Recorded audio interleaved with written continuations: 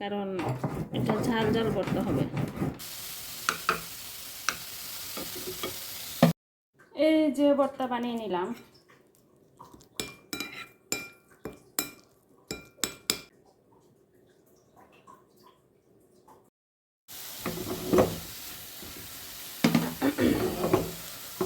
এই যে এখানে আসলে শুটকি ভর্তা বানানো হবে, আর এই যে শুটকি ভর্তা দিয়ে দিব। এখন শুটকিগুলা দিয়ে দেব এটার মধ্যে। একদম ভাজা ভাজা করে নেব, ঠিক আছে।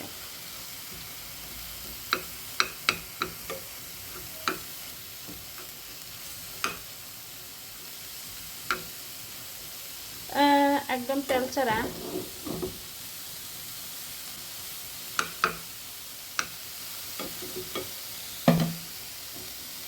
আর এইখানে যে পেঁয়াজগুলো রাখছি, এটা লাস্টে যখন এগুলা ভাজা হয়ে যাবে একদম, তখন এই পেঁয়াজগুলো দিয়ে দেব। আর মরিচ কিন্তু দিছি বেশি, গাছে আমার গাছের মরিচ আর গাছের লাউর ডগা। ভর্তাটা কিন্তু খেতে দারুণ। আজকে কিন্তু ইফতার হবে এটা দিয়ে, ঠিক আছে। এই যে হয়ে গেছে। এটা আসলে রসুন পেঁয়াজ একটু কাঁচাই থাকবে, কারণ এটা কাঁচাই খেতে ভালো লাগে। আর এটা কিন্তু অনেক একটা পুষ্টিকর একটা ভর্তা, সর্দির জন্য, জ্বরের জন্য অনেক ভালো।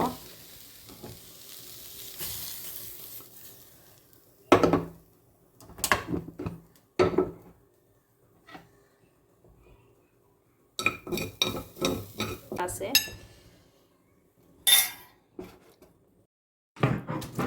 এই যে সবগুলা পিষে নেব আস্তে আস্তে।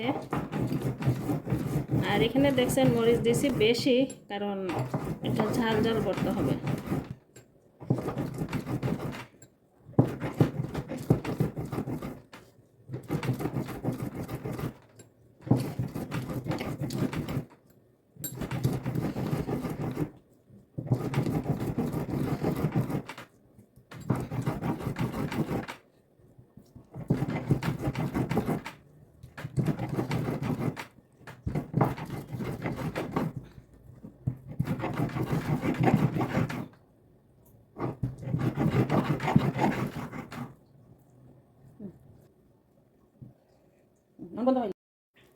এই যে ফিসা হয়ে গেছে।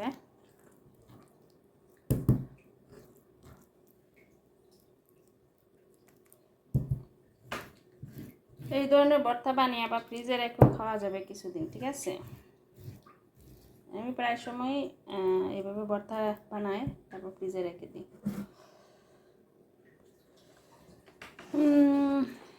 শেষ হয়ে গেল ভর্তা বানানো, আর খেতেও কিন্তু দারুণ, ঠিক আছে।